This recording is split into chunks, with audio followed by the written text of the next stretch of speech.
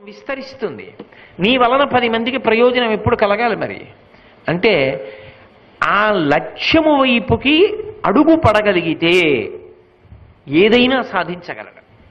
స్వామి వివేకానంద ఒక మాట చెప్తుండేవారు, తిత్తిభము అని ఒక పిట్ట, అది చాలా చిన్న పిట్ట, లకుముకి పిట్ట అలాగా. ఆ తిత్తిభ పిట్ట ఒక మగపిట్టతో కలిసి కాపురం చేస్తుండేది ఓ సముద్రపుటుడున. అది గుడ్లు పెడుతుండేది సముద్రపుటుడున ఇసుకలో. సముద్ర తరంగములు వచ్చి ఈ ఇసుకలో పెట్టిన గుడ్లు పట్టుకెళ్ళిపోతుండే. పోను అది మార్చచ్చగా, అది పెంకితనంగా అక్కడే గుడ్లు ఎట్టేది, సముద్రం పట్టుకుపోయేది. 2-3 మాటలు చూసింది.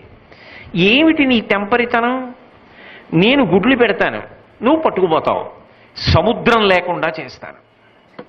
ఏ గుడ్లు వదిలిపెట్టలేవా అని సముద్రాన్ని కప్పెట్టేద్దాం నువ్వు నేను అని చెప్పి అది భార్య కలిసి సముద్రంలోకే వెళ్ళి రెక్కలు తడి చేసుకోవడం, కాస్త ఇసుక అంటించుకోవడం, సముద్రంలో చల్లుతూ ఉండడం. మిగిలిన తిత్తిభాలు చూసేయి, ఏమిటి ఆ పని అని అడిగాయి. అది నా గుడ్లు ఎత్తుకుపోయింది, నేను సముద్రాన్ని కప్పెట్టేస్తాను, రూపు లేకుండా చేసేస్తాను. మిగిలిన పక్షులు ముందు నవ్వేయి, కానీ అది పడుతున్న కష్టం, దాని లక్ష్యశుద్ధి చూసేయి. మిగిలిన తిత్తిభ పక్షులన్నీ బయలుదేరాయి. అరే మన పక్షి జాతిరా అని మిగిలిన పక్షులన్నీ బయలుదేరాయి. ఒకప్పుడు పక్షులన్నీ ఏం చేస్తున్నాయంటే సముద్రాన్ని కప్పెడుతున్నాయి ఇసుకతో అని తెలిసింది గరుత్మంతుడికి. ఆయన కూడా బయలుదేరి వచ్చాడు. వచ్చి ఆతతపక్షమారుతవ్రేకంపిత ఘూర్ణితాచలవ్రాత మహర్ణ ఉండు అని కదూ నన్నయ్య గారి వర్ణన. ఆయన తన రెక్కలల్లారుస్తూ పెద్ద పెద్ద పర్వతాలు తెచ్చి పారేయడం మొదలెట్టాడు. శ్రీ మహావిష్ణువుకి ఎందుకో అవసరం వచ్చింది, ఏది వాహనం ఏదన్నాడు. ఏమో ఏమిటో ఈ మధ్య సముద్రానికి వెళ్ళి ఆయన ఏమిటో కొండలవి పడేస్తున్నాడు అన్నాడు. శ్రీ మహావిష్ణువే బయలుదేరి వచ్చారు. ఏమి గరుత్మంతుడా, ఏమిటి ఈ పని, ఎందుకు మీ అందరూ ఈ పక్షి జాతి అంతా ఏమిటి సముద్రం మీద అలా పడున్నారన్నది. అయితే ఇదిగో ఈ తిత్తిభం యొక్క గుడ్లు సముద్రుడు ఎత్తుకుపోయాడు. దాంతో కోపం వచ్చి మేమందరం సముద్రాన్ని కప్పెట్టేస్తున్నాం. ఎప్పటికి కప్పెడతారు? ఎప్పటికి కప్పెడతామో, మా ప్రయత్నం మాత్రం ఆపం. ఎప్పటికో అప్పటికి కప్పెడిపోతుంది. చూసారా, ఏదో అంటారు drops of water make a big ocean అని. అలా నీటి బిందువులు కలిస్తే మహాసముద్రం. మేమందరం ప్రయత్నం చేస్తున్నాం. శ్రీ మహావిష్ణువు ఆశ్చర్యపోయారు. మీ సంకల్ప శుద్ధి చాలా గొప్పది, ఎంత గొప్ప ప్రయత్నం చేస్తున్నారు అని సముద్రుణ్ణి పిలిచారు. ఆ తిత్తిభం యొక్క గుడ్లు ఇచ్చేసేయమన్నారు. దాని గుడ్లు ఇచ్చేసేది. ఇక్కడ ఉంచకు, అది సముద్ర లక్షణం, తీసుకెళ్ళి చక్కగా వేరే చోట పెట్టుకుని పొదిగి పిల్లల్ని చేసుకో అని సముద్రుడికి తిత్తిభానికి సంధి చేశారు. పక్షులన్నీ సంతోషంగా వెళ్ళిపోయి. ఏదైనా సముద్రుణ్ణి పిలిపించి సముద్రంలోకి వెళ్ళిపోయిన గుడ్లు తెచ్చుకుందా లేదా ఓ తిత్తిభం? లక్ష్యాన్ని పెట్టుకుని కష్టపడి పని చెయ్యాలి. లక్ష్యం పెట్టుకోవడం చాలా తేలికసుమండి.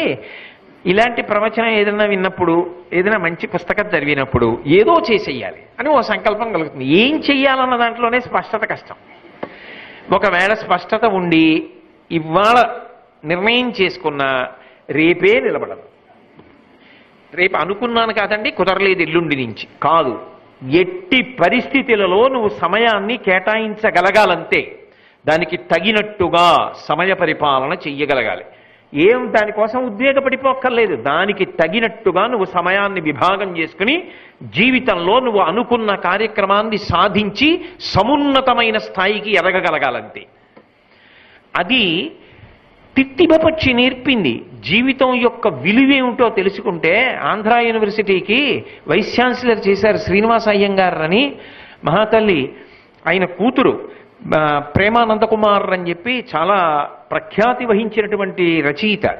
ఆ శ్రీనివాస అయ్యంగారికి ఒక కంట్లో చాలా తీవ్రమైనటువంటి అనారోగ్యం చేసింది. ఆ కన్ను చదవనిచ్చేది కాదు, చాలా నిప్పెట్టేది. ఆయన కంటి మీద చెయ్యేసి పట్టుకుని ఒక కంటితో చదువుతూ ఉండేవారు. చదువుతుంటే ఆయన కుమార్తె ప్రేమానంద కుమార్ వెళ్ళి అడిగింది, నాన్నగారు ఒక కన్ను బాగులేదు కదా, ఎందుకు ఇంత కష్టపడి చదువుతారు అని అడిగింది. నీ ప్రశ్నలోనే జవాబు ఉందిగా, రెండో కన్ను ఉంది కదమ్మా అన్నారు ఆయన. అది జీవితం అంటే. బ్రతకడం గొప్ప కాదు, 10 మందికి పనికొచ్చేటట్టుగా బ్రతకడం గొప్ప. జీవితం చరిత్ర పుటలోకి ఎక్కాలి. అదే అంటారు అబ్దుల్ కలాం గారు, నువ్వు చరిత్రలో కలిసిపోవడం కాదు, నువ్వు చరిత్రని సృష్టించగలవా, చరిత్ర పుటలలో నువ్వు ఒక కాగితం కాగలవా, నువ్వు ఒక అధ్యాయాన్ని కల్పించుకోవాలి. అది నీ చేతిలో ఉంటుంది. నువ్వు పడిన కష్టము వలన నీకు లక్ష్యశుద్ధి కలిగి ఉంటే ఖచ్చితంగా చరిత్ర పుస్తకంలో నీకు ఒక అధ్యాయం ఉంటుంది నీ పేరు మీద. ఫలానా ఆయన చూడండి అని చెప్పుకుంటారు. అది ఒక లక్ష్యం పెట్టుకుంటే వచ్చేది కాదు. ఆ లక్ష్యాన్ని సాధించడానికి జీవితంలో కష్టపడి ఉపయోగించుకోవడం రావాలి. ఆ లక్ష్యశుద్ధి ఉన్నవాడు తప్ప ఆ స్థాయిని పొందలేడు. జీవితాన్ని సక్రమంగా వాడుకోకుండా గడిచిపోతోంది కదా అని 24 గంటలు వినోదంతో, 24 గంటలు ఇంద్రియముల యొక్క చాపల్యంతో గడిపేసిన వాడు జీవితంలో సమున్నతమైన స్థానమును పొందలేడు. సరిగదా? జీవిత విలువ తెలుసుకోలేనివాడు భగవంతుని యొక్క అనుగ్రహమునకు కూడా పాత్రుడు కాలేడు.